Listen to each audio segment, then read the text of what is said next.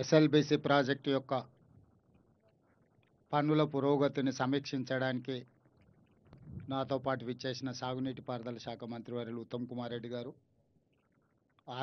ఆర్ఎండ్బి శాఖ మంత్రివర్యులు మిత్రులు కోమటిరెడ్డి వెంకటరెడ్డి గారు, అచ్చంపేట శాసనసభ్యులు వంశీకృష్ణ గారు, దేవరకొండ శాసనసభ్యులు బాలు నాయక్ గారు, సాగునీటి పారుదల శాఖ అధికారులు, ఆర్మీకి సంబంధించిన అధికారులు, అదేవిధంగా సర్వే ఆఫ్ ఇండియాకి సంబంధించిన అధికారులు ఈ సమావేశంలో పాల్గొని ఈ ప్రాజెక్టును పూర్తి చేయడానికి తెలంగాణ రాష్ట్ర ప్రభుత్వం చేస్తున్న ప్రయత్నాలు, ఇందులో వస్తున్న అడ్డంకులను మీడియా మిత్రుల ద్వారా తెలంగాణ ప్రజలకు వివరించదలుచుకున్నాం. ప్రధానంగా ఈ ప్రాజెక్టు 30 టీఎంసీలు 3 లక్షల ఎకరాలకు సాగునీరు, నల్గొండ జిల్లా ప్రజలకు 30 లక్షల మందికి తాగునీరును అందించాలని 1983లో మంజూరు చేయడం జరిగింది. ఆ ప్రాజెక్టు పనులు కొనసాగుతూ ఈ లోపల ఎలిమినేటి మాధవరెడ్డి గారు చనిపోవడం, ఆ ప్రాజెక్టుకు మాధవరెడ్డి గారు పేరు పెట్టడం, ఆ తర్వాత తిరిగి మళ్ళీ 2004లో ఆనాడు UPA 1 doctor YS Rajasekhara Reddy గారి నేతృత్వంలో ఉమ్మడి రాష్ట్రంలో కాంగ్రెస్ ప్రభుత్వం ఏర్పడడం జరిగింది. 83లో మంజూరైన ప్రాజెక్టు 2004 వరకు దాదాపు 20 సంవత్సరాలు పూర్తయిన ప్రాజెక్టు పూర్తి కాకపోవడం వల్ల నల్గొండ జిల్లా ప్రజాప్రతినిధులు ఆనాడు పోతిరెడ్డిపాడు విస్తరణ, పులిచింతల ప్రాజెక్టు నిర్మాణాల గురించి ప్రభుత్వంలో చర్చ జరుగుతున్నప్పుడు నల్గొండ జిల్లా ప్రజాప్రతినిధులందరూ కలిసి ఆనాటి ముఖ్యమంత్రి రాజశేఖర రెడ్డి గారి దగ్గర పోయి గట్టిగా కూర్చొని వాదించి ఈ ఎస్ఎల్బీసీ టన్నెల్ 1, టన్నెల్ 2 వీటన్నిటిని కూడా మంజూరు చేయించుకోవడం జరిగింది. టన్నెల్ 1 దాదాపుగా 42-43 కిలోమీటర్లు, టన్నెల్ 2 8 నుంచి 9 కిలోమీటర్లు. దీనికి సంబంధించిన రిజర్వాయర్లు వీటన్నిటిని కూడా 2004లో మంజూరు చేసి 2005లో టెండర్లు పిలిచిండ్రు. ఆనాడు ఈ పని విలువ 2000 కోట్ల రూపాయలు, 1968 కోట్ల రూపాయల మంజూరుతో టెండర్లు ఇవ్వడం జరిగింది. ఆనాడు మొదలైన పనులు, ఆ రోజు ఇది టైగర్ రిజర్వ్ ఫారెస్టు, ఇది చాలా జాగ్రత్తలు తీసుకోవాలి పర్యావరణ విషయంలో. అదేవిధంగా ఈ ప్రాంతంలో ఉండే పులులను సంరక్షించడానికి ఎలాంటి వాటికి ఇబ్బంది జరగకుండా అత్యంత అధునాతనమైన సాంకేతిక పరిజ్ఞానంతో టన్నెల్ని పూర్తి చేయాలని ఆనాటి ప్రభుత్వం నిర్ణయం తీసుకుంది. టన్నెల్ బోర్ మిషన్ అనేది ఆనాటికి ప్రపంచంలోనే అత్యంత నాణ్యమైన, ప్రపంచంలోనే మొదటిసారి ఈ ఎక్స్పెరిమెంట్ ఇండియాలో చేయడం జరిగింది. టన్నెల్ బోర్ మిషన్ తోటి ఈ టన్నెల్స్ నిర్మించడం అనేది భారతదేశంలో మొట్టమొదటిసారి తెలంగాణలో ఎస్ఎల్బీసీ టన్నెల్ కోసం తీసుకురావడం జరిగింది. ఈ టన్నెల్ బోరింగ్ మిషన్ కూడా అమెరికా నుంచి ఇంపోర్ట్ చేసి దానికి సంబంధించి ఆ సంస్థ కూడా చాలా ప్రయత్నాలు చేసి ఒక అత్యధిక ఆధునికత సాంకేతిక నైపుణ్యంతో ఈ ప్రాజెక్టును చేసి ఈ నల్లమల ఫారెస్ట్ కానీ ఇక్కడ ఉండే పులులకు కానీ ఎలాంటి ఇబ్బంది జరగకుండా పనులు ప్రారంభించారు.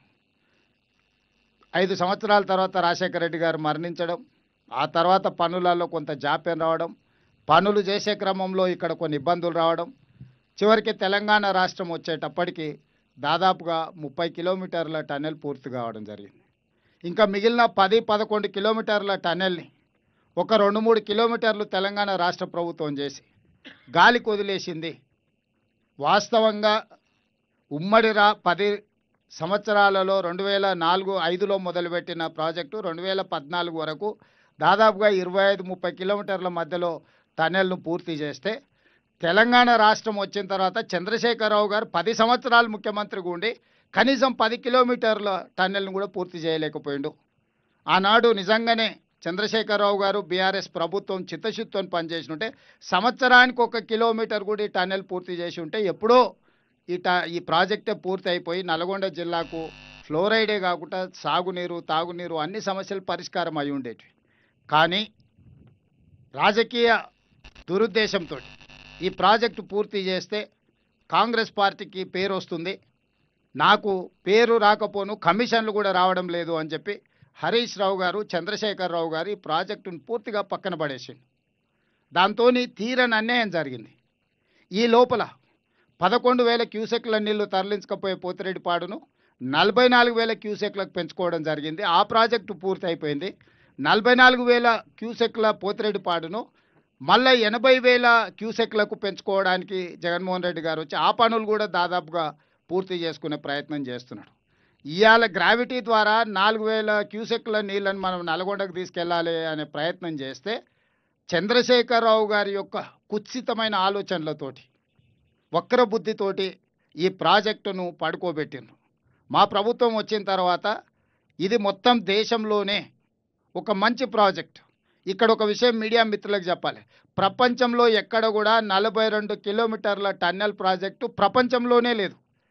ఈ ప్రాజెక్టు పూర్తి చేస్తే ప్రపంచంలోనే అతి పొడవైన టన్నెల్ అనేది మనకే కీర్తి దక్కడమే కాకుండా అనా పైసా ఖర్చు లేకుండా నీళ్లు అవలీలగా నల్గొండ జిల్లాకు 30 టీఎంసీలు 3 లక్షల ఎకరాలకు నీళ్లు తీసుకుపోవడానికి ₹1 ఖర్చు లేకుండా గ్రావిటీతోటి. ఈరోజు అదే భూమికి నీళ్ళు ఇవ్వాలంటే ఏఎంఆర్పి లిఫ్టులతో వాడితే సంవత్సరానికి 500 కోట్ల రూపాయలు ఈరోజు విద్యుత్ ఖర్చులు అవుతున్నాయి. ఈ 10 ఏళ్లలో 5,000 కోట్ల రూపాయలు విద్యుత్తు ఖర్చు పెట్టింది కానీ 2,000 కోట్ల రూపాయలు ఖర్చు పెడితే ప్రాజెక్టు పూర్తయి ఉండేది.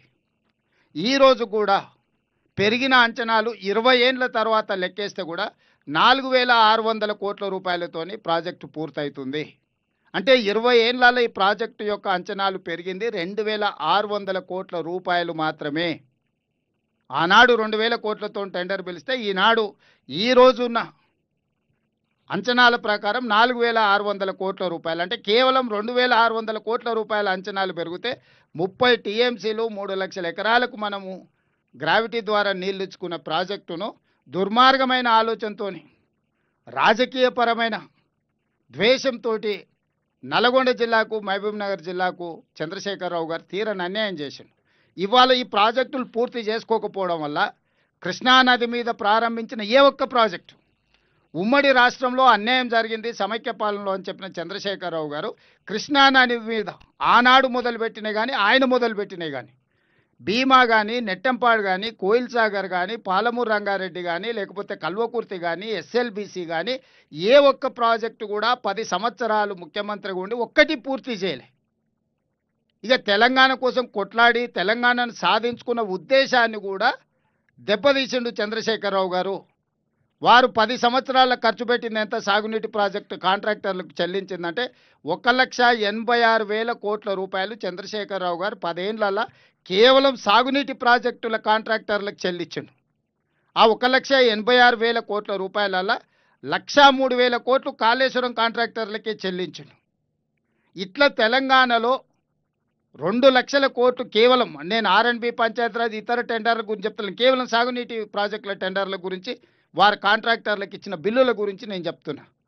ఇంత ఖర్చు పెట్టినా తెలంగాణ వచ్చిన తర్వాత ఏ ఒక్క ప్రాజెక్టు కూడా 100% మనం పూర్తి చేసుకోలేకపోయినాము.